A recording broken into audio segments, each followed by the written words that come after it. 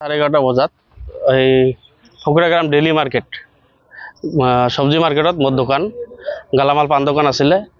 তো কালি ৰাতি হঠাৎ 11:30-12টা বজাত আগুন লাগি যায়। ঠিক আছে, তাৰপিছত মোক ফোন কৰাৰ পিছত মই আহি চাওঁ, আমাৰ ফকৰাগ্ৰামৰ OC ছাৰ আহিছে, ফায়াৰ ব্ৰিগেড আহিছে। আহি আগুনটো নিবৰ পিছত মই আহিছোঁ। অহাৰ পিছত দেখোঁ যে গোটেই দোকানখিনি জ্বলি পৰি ছাই হৈ যায়। তো এইটো গালামাল দোকান আছিলে, পান দোকান গালামাল আছিলে। আৰু খা ক্ষতি মানে 1 লাখৰ ওপৰত হৈছে। মানে মোৰ দোকানৰ ভিতৰত যিবিলাক সামগ্ৰী আছিল চবে জ্বলি পৰি গৈছে। আৰু এইখনৰ আগুন লগাৰ মূল কাৰণ হৈছে আমাৰ বজাৰখনত 4-5 বাৰ আগুন লাগি গ'ল। এতিয়া আগুন লগাৰ মূল উদ্দেশ্য হৈছে বজাৰত গাঞ্জা মদ খাওয়া মানুহবিলাক সব ইয়াতে আড্ডা মাৰি থাকে।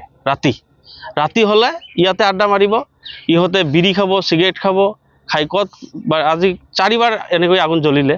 তো এইবাৰ মানে এনেকুৱা জ্বলিলে মানে কাৰণ এই লোকেল মানুহখিনি খবৰ পোৱাৰ পিছতহে মানুহখিনি আহি এই আগুনটো নিয়ন্ত্ৰণ কৰিলে, নহ'লে এইখিনি যিমান দোকান আছিলে চবে পুৰি ছাই হৈ গ'ল।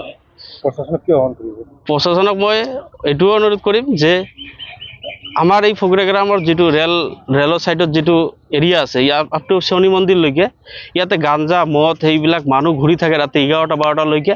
তো এই মানুহবিলাকক যাতে এনেকৈ নাঘূৰে, ইয়াতে পাৰিলে মই আমাৰ OC ছাৰক একটা আহ্বান জনাব খুজিছোঁ যে এটা CCTV কেমেৰা ব্যৱস্থা কৰিলে ফকৰাগ্ৰামটোত বহুতবাৰ আগুন জ্বলিলে ইয়াৰ কোনো তদন্ত নহয়।